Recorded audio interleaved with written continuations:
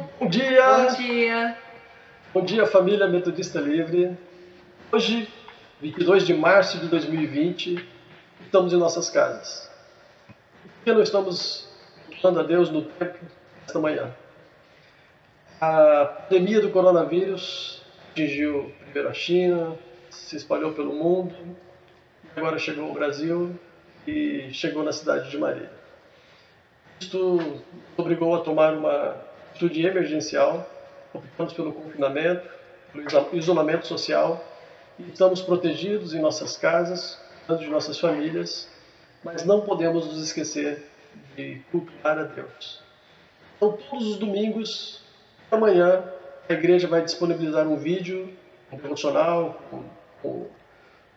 sempre tendo uma família dirigindo o devocional, uma pregação feita por pastores. Assim, as famílias em casa podem cultuar a Deus, podem adorar a Deus, podem se sentir conectadas com a igreja, que estará também assistindo o mesmo conteúdo. Estamos começando hoje e eu quero iniciar fazendo a leitura de um texto bíblico. Jesus falou essa questão das situações de situações que nos assustariam no futuro, como essa pandemia do coronavírus. Jesus disse: tenham cuidado para não serem enganados, porque muitos virão em meu nome dizendo: sou eu, também chegou a hora. Porém, não vão atrás deles. Quando vocês ouvirem falar de guerras e revoluções, não fiquem assustados, pois é necessário que primeiro aconteçam essas coisas, mas o fim não será logo. Então Jesus lhes disse: nação se levantará contra nação, e reino contra reino. Haverá grandes terremotos, epidemias e fome em vários lugares. Coisas espantosas, também grandes sinais vindos do céu. Lucas, capítulo 21, versículos 8 até o 11. Então, calamidades, terremotos, fome, guerras, epidemias como esta estavam previstas no discurso de Jesus.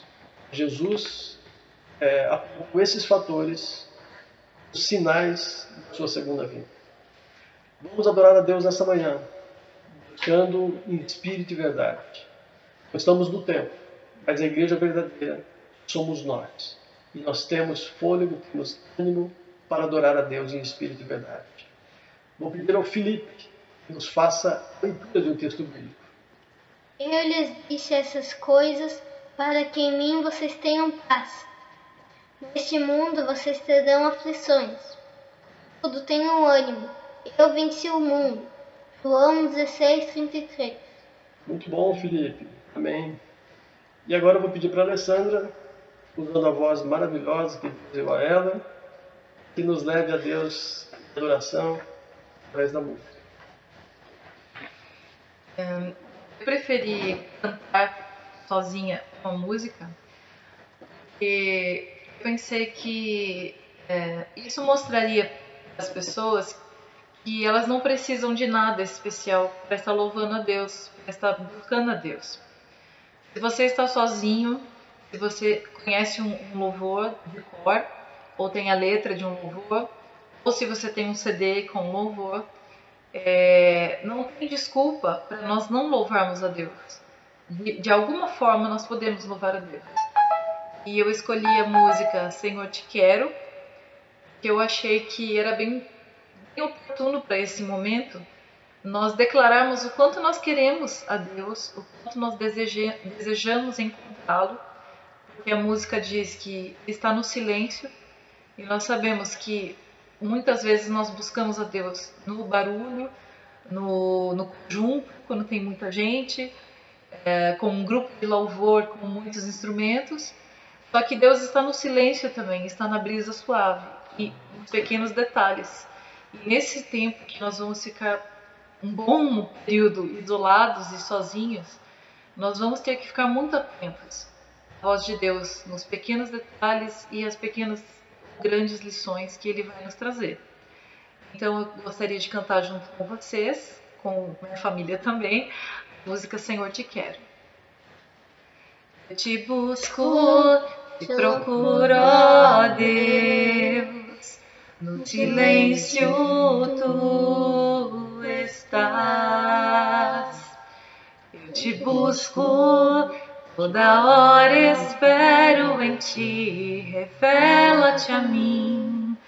Conhecer-te eu quero mais. Senhor, te quero ouvir tua voz. Senhor, te quero mais. Quero tocar-te, tua face eu quero ver. Senhor, te quero mais. Prosseguindo para o alvo eu vou, a coroa conquistar. Vou lutando, nada pode me impedir, eu vou te seguir. Conhecer-te eu quero mais. Senhor, te quero ouvir tua voz. Senhor, te quero mais. Quero louvar-te, tua face eu quero ver. Senhor, te quero mais. Amém. Vamos mostrar que nada pode nos impedir realmente de buscar a Deus, nem o coronavírus e nem outras tribulações. Deus abençoe a todos. Estamos em nossas casas, mas estamos unidos, estamos juntos. No momento de aflição, de onde nos virá o socorro? O nosso socorro vem do Senhor, que fez os céus e a terra. Agora vamos ouvir uma mensagem, a exposição bíblica, pelo pastor Bolivar. E você, se preferir, tem a oportunidade de ouvir a mensagem somente em português. Você também pode ouvi-la em português e traduzida para o japonês. A Dani fará a tradução. Deus os abençoe e estamos juntos nesse momento. Amém.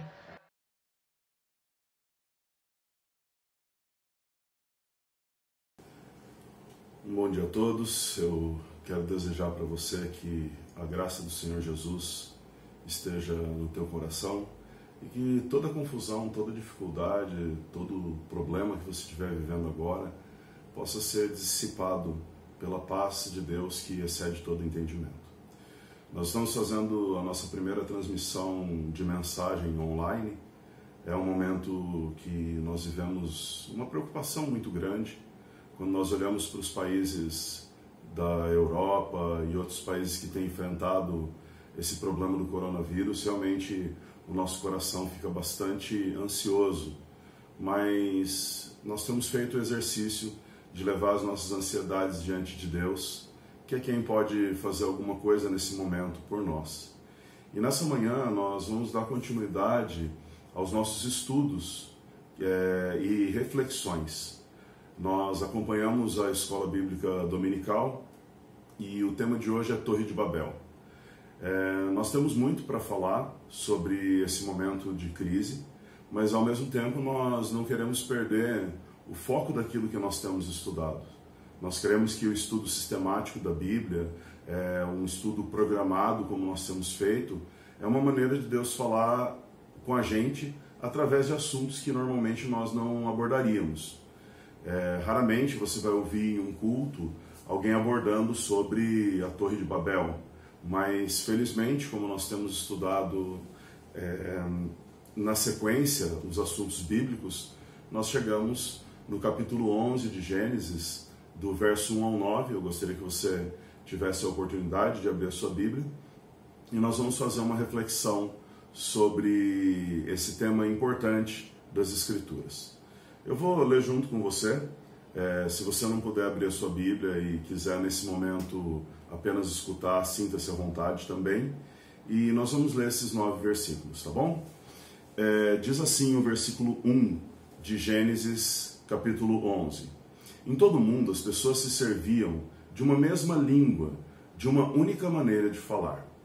Quando os seres humanos emigraram para o Oriente, encontraram uma planície em Sinear e ali se estabeleceram. Combinaram uns com os outros: vinde, façamos tijolos, cozamo-nos ao fogo. O tijolo lhe serviu de pedra e o betume de argamassa. E decidiram mais: vinde, construamos uma cidade e uma torre cujo o ápice penetre nos céus. Dessa forma, nosso nome será honrado por todos e jamais seremos dispersos da face da terra. O Senhor desceu para observar a cidade e a torre que os homens estavam erguendo. Então declarou o Senhor: eis que a humanidade se constitui em um só povo e falam todos a mesma língua. E essa construção é apenas o início de suas iniciativas. Em breve, nada poderá impedi-los de realizar o que querem. Portanto, vinde, desçamos, confundamos as linguagens dos seres humanos, a fim de que não mais se entendam uns com os outros. E foi dessa maneira que o Senhor os espalhou dali por toda a terra, e pararam de erguer a cidade. Por isso, ficou conhecida como Babel, porque ali o Senhor confundiu a língua de todo o mundo. E assim, desde a Babilônia, o Senhor dispersou a humanidade sobre a face da terra. Meditando nesses versículos, eu gostaria de destacar 3 verdades para a nossa meditação. A verdade é que se você olhar com atenção o texto, você vai encontrar muito mais de 3 verdades. Mas essas 3 verdades que a gente costuma destacar têm a função de te ajudar a memorizar e a praticar aquilo que você aprendeu. Às vezes você vai nem conseguir colocar em prática as 3 verdades, mas uma delas pode fazer diferença essa semana na sua vida e quem sabe na outra, uma outra verdade faça diferença. Então esse é o objetivo da gente sempre estar quebrando em alguns pedaços e ressaltando, destacando algumas verdades.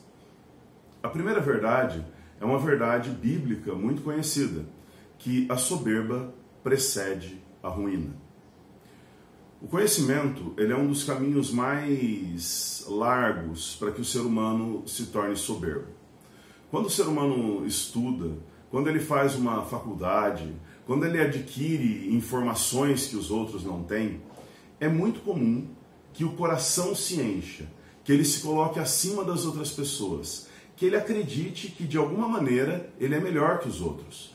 E ao que tudo indica, se você ler em outras versões, talvez até fique mais claro, esses homens eles tinham uma técnica de construção que era elevada, era uma técnica melhor do que a técnica usada na época. Eles queimavam bem os tijolos e eles trocaram a argamassa por betume e pedras por tijolos. De alguma maneira, não sei exatamente como, parece que isso daria para eles a capacidade de construir uma cidade grande e uma torre muito alta. E foi isso que eles começaram a fazer. O objetivo deles seria serem conhecidos por toda a terra.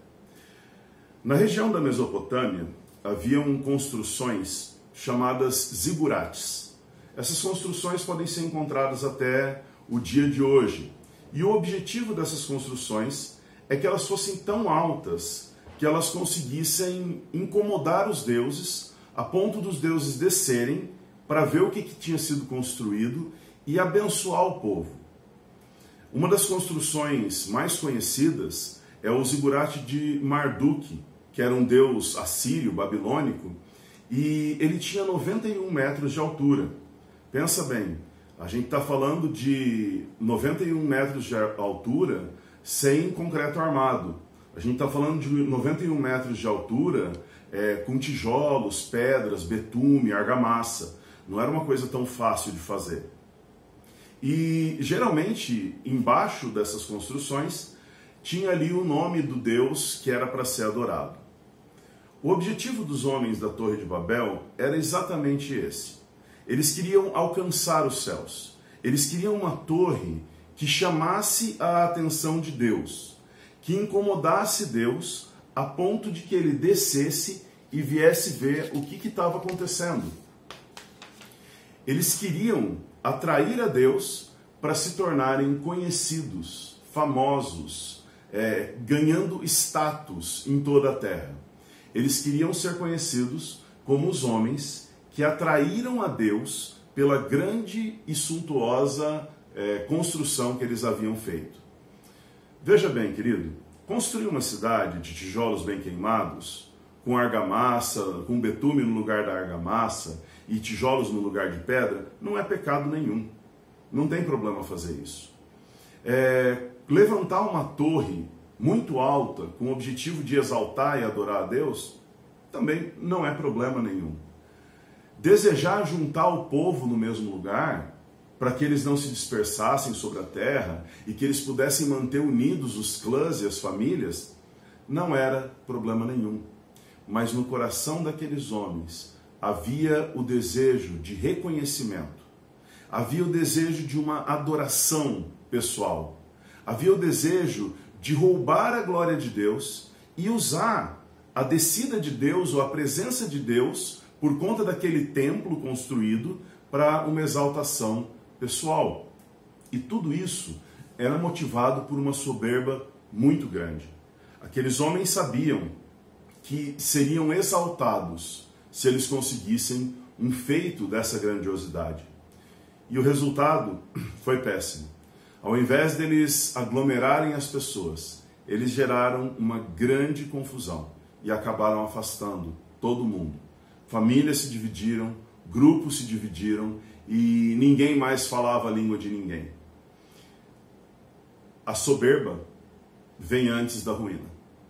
É isso que quer dizer a soberba precede a ruína. Quando o coração do homem se enche de soberba, logo em seguida vem a queda. Quando nós nos achamos mais do que nós somos, logo em seguida vem a queda. Então nós temos que guardar o nosso coração. Nós não somos nada sem Cristo, mas nós somos tudo em Cristo. Nós não podemos nada pelas nossas próprias forças, mas na força do Espírito Santo nós podemos todas as coisas, porque é Ele que nos fortalece. Agora, se eu deixar o meu coração se ensoberbecer pelo poder do Espírito Santo em mim, então eu estou criando um grande problema para a minha vida. Tem uma segunda verdade ainda.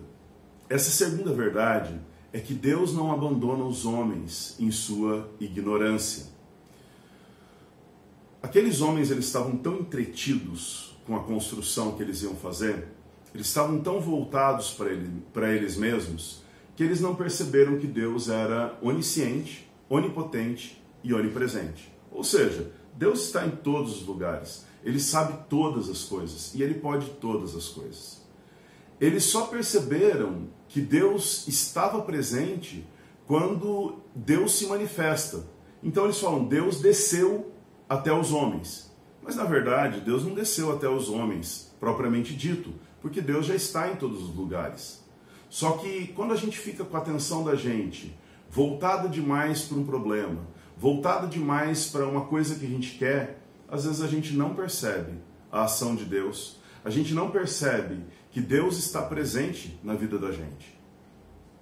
Quando nós lemos pela primeira vez o texto, a gente tem a impressão que Deus estava com medo de que os homens chegassem até o céu. Só que quando a gente entende o objetivo da construção da Torre de Babel, a gente vê que os homens não queriam chegar até as nuvens, por exemplo. A gente está falando de 2 quilômetros de altura de construção. Obviamente não era isso que eles queriam. E o texto hebraico, ele divide muito bem. No português nós temos céu, que pode ser tanto céu físico quanto céu espiritual.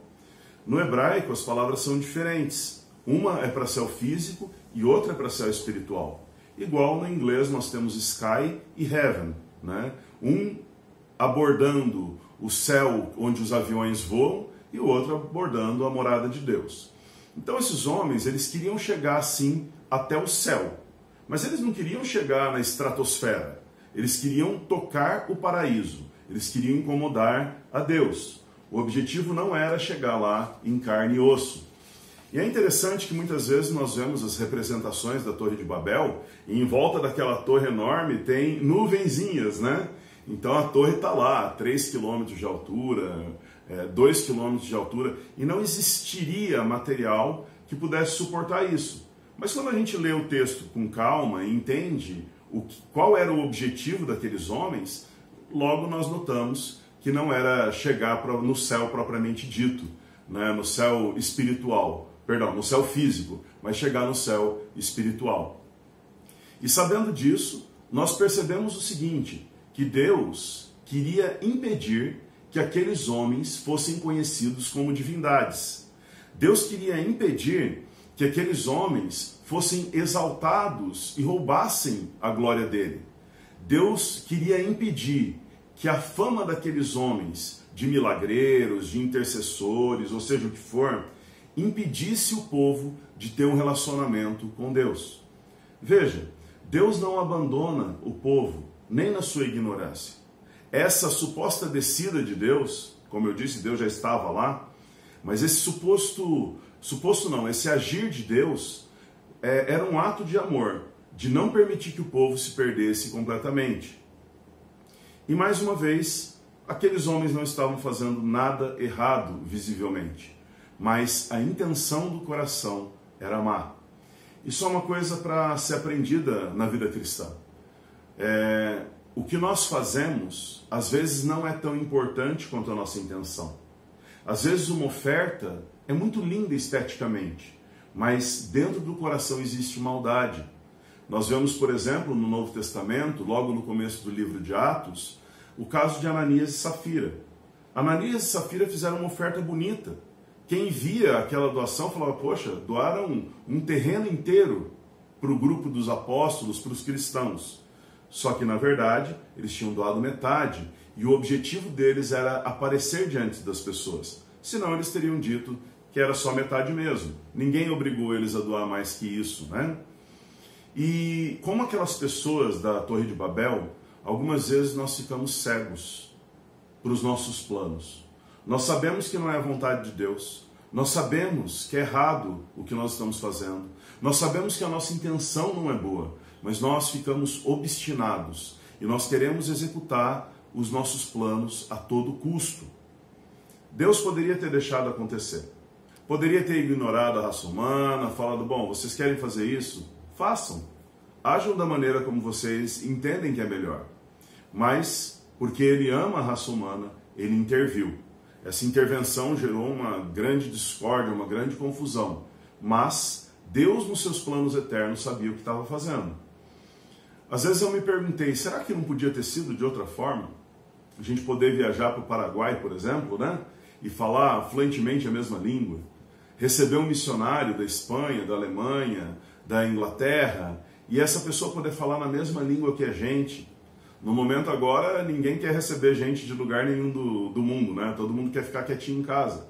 Mas as viagens internacionais, os acordos internacionais, as ligações entre as culturas seriam muito mais fáceis. Eu imagino que existiam outros caminhos. De verdade, eu acredito nisso. Mas Deus, na sua grandeza, um Deus que conhece o passado, o presente e o futuro, tomou uma decisão sábia, mesmo que a gente não entenda completamente. Deus não abandona o homem, mesmo na sua ignorância. E a terceira verdade é que alguns caminhos que nós tomamos geram uma confusão enorme. O ser humano ele sempre busca reconhecimento. Isso não vejo como um problema. Nós fazemos coisas boas e nós gostamos de ser reconhecidos como pessoas que fazem coisas boas. Mas algumas pessoas estão dispostas a chegar no extremo do extremo para serem reconhecidas. E isso é um grande problema. Isso realmente é um grande problema. Gênesis conta pra gente que os homens da época da Torre de Babel conheciam a Deus, já invocavam a Deus e certamente tinham um relacionamento com Ele. No capítulo 4, versículo 26, diz que na época de Enos, os homens começaram a invocar o nome do Senhor. E é interessante, né? Que mesmo invocando o nome do Senhor, mesmo sabendo quem era Deus, eles tentam manipular a Deus e usar o poder de Deus para o seu próprio prazer. Algumas pessoas nas igrejas utilizam o louvor para engrandecimento pessoal. As pessoas, ao invés de serem canais de bênção, ao invés de serem ministros do Senhor, ao invés de abençoarem as pessoas e serem gratas pelo cargo que elas estão ocupando, que é um cargo de honra, onde você tem a oportunidade de levar a palavra cantada para o coração das pessoas, elas buscam reconhecimento próprio. Eu, com muita alegria no meu coração, posso dizer que na nossa igreja nós não temos esse problema e nunca vi esse problema nos últimos 8 ou 9 anos que eu já estou na igreja. Isso é um milagre, isso é uma coisa que é muito difícil acontecer. Nós ouvimos de muitas pessoas que passam por isso nas suas igrejas. Alguns pastores acabam usando a sua autoridade para serem vistos. Fazem pregações lindas, maravilhosas, com muito conteúdo, mas o objetivo é a exaltação pessoal. Gente, isso é uma pena, porque o ministério da palavra é um ministério onde nós temos que ser totalmente dependentes de Deus, onde nós não somos nada e Deus é tudo. E é comum ver, inclusive na mídia, pessoas querendo serem exaltadas por aquilo que elas pregam, por aquilo que elas fazem. Líderes das igrejas, presbíteros, diáconos, comissões executivas, juntas administrativas, também correm o risco de liderar em causa própria, para serem reconhecidos pelo que eles estão fazendo. E sabe qual que é o resultado disso? Babel. Babel significa confusão, uma grande confusão. Nós temos que evitar que o nosso coração caminhe por esses caminhos. Algumas perguntas que eu e você podemos fazer são as seguintes: e se nós fizermos o contrário? E se nós construirmos para os outros, ao invés de construir para nós mesmos? E se nós exaltarmos a Deus em todos os projetos que nós fizermos? Se o objetivo daquilo que nós fazemos é exaltar o nome do Senhor e não o nosso próprio nome? E se nós usarmos todo o conhecimento adquirido? Querido, quantas pessoas são extremamente capazes na nossa igreja? Engenharia, psicologia, direito e todas as outras áreas. E se nós usarmos esse conhecimento para ajudar as pessoas? A Bíblia conta que no dia de Pentecostes houve uma inversão da Torre de Babel. Milhares de pessoas do mundo inteiro estavam reunidas e muitas línguas eram faladas naquele momento. E o Espírito Santo de Deus se moveu de uma maneira tão grande, tão poderosa, que a pessoa falava em latim e ela era entendida em grego pela pessoa que falava grego. O outro falava em grego e era entendido em aramaico. E assim, todas as línguas ali presentes eram compreendidas com clareza. Um milagre muito grande aconteceu e todos se compreendiam perfeitamente. Então, eu penso, por que será que não continuou daquela maneira? Por que Deus não preservou aquele milagre de Pentecostes para que todas as nações pudessem ouvir e falar e se relacionar de uma maneira muito boa? A verdade é que isso de fato aconteceu. Todos nós, cristãos em especial, temos a capacidade de falar a linguagem do amor. Jesus disse que a gente seria conhecido pelo amor que nós temos uns pelos outros. O amor é uma ordem, nós temos que nos amar. E quando eu expresso amor por uma pessoa, independente da cultura dela, ela se sente constrangida por Deus, ela se sente acolhida por nós. E essa linguagem é uma linguagem que nós temos que treinar. Alguns cristãos falam maravilhosamente essa linguagem, é bonito de ver. Eles falam na maneira de olhar, eles falam na maneira de falar, eles falam nas expressões corporais, no toque, eles sempre conseguem expressar o amor. Outros cristãos são péssimos de falar essa linguagem. Estão no começo, estão treinando, estão tentando articular ali com as palavras do amor. Mas o fato é que todos nós temos essa capacidade.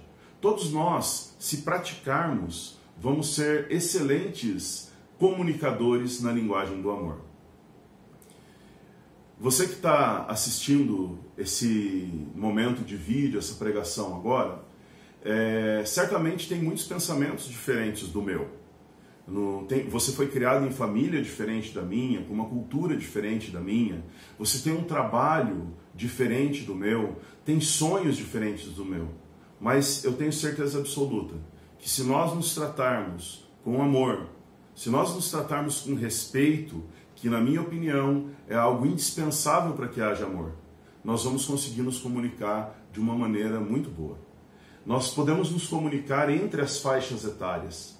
Uma pessoa da minha idade, da faixa dos 40, consegue comunicar amor para uma criança de 2 anos. E também consegue comunicar amor para um adulto de 80 anos, né? Um idoso de 80 anos. Uma criança de 2 anos consegue comunicar amor para um adulto de 50, um idoso de 80. Então, essa linguagem ela é universal. E é uma linguagem realmente que faz toda a diferença. Eu quero te convidar, querido, a nesse tempo que a gente está aí de quarentena, esse tempo que a gente está recolhido nas nossas casas, ame as pessoas, ame a sua família, demonstre o quanto a sua família é importante. Pega o seu WhatsApp, pergunta para os seus amigos como é que eles estão, ore por eles, ore pela igreja, entre nos grupos de oração. A gente precisa se unir nessa linguagem universal que é o amor. A gente precisa desfazer a grande confusão que o mundo faz. E eu te digo o seguinte, o perfeito amor lança fora todo medo. Você pode se sentir ansioso por esses dias, você pode se sentir preocupado por esses dias. E até um tanto de medo, um medo racional, é algo que a gente não tem como evitar.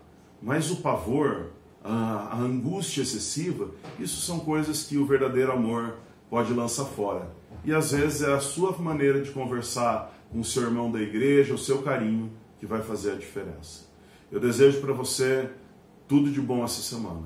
Que a sua comunicação na sua casa e com seus amigos, quer seja por meio presencial ou pelo WhatsApp ou por telefone, seja muito bem sucedida e que você consiga alcançar os seus objetivos, tá bom? Nós estamos disponíveis 24 horas, 7 dias por semana. Você pode ligar para os nossos telefones, estão sendo postados nos grupos, fique completamente à vontade. Que Deus te abençoe em nome de Jesus. Eu vou fazer uma oração por você, tá? Deus querido, em nome de Jesus eu peço a sua bênção sobre os meus irmãos. Que nesse momento em que o mundo vive uma grande confusão, nós consigamos encontrar na linguagem do amor uma maneira maravilhosa de nos comunicarmos. Nós sentimos saudade uns dos outros, mesmo nem tendo começado esse tempo de reclusão. Nós sentimos falta de congregar juntos, mas nós também confiamos que quando nós estamos reunidos com a nossa família, nós somos igreja. Que quando nós estamos reunidos em oração, nós somos igreja. Pai, abençoa o teu povo, em nome de Jesus. Amém. Amém, querido? Nós vamos fazer outras transmissões e vocês vão ficar sabendo quando elas forem ao ar, tá bom? Um grande abraço, Deus abençoe muito. Tchau, tchau.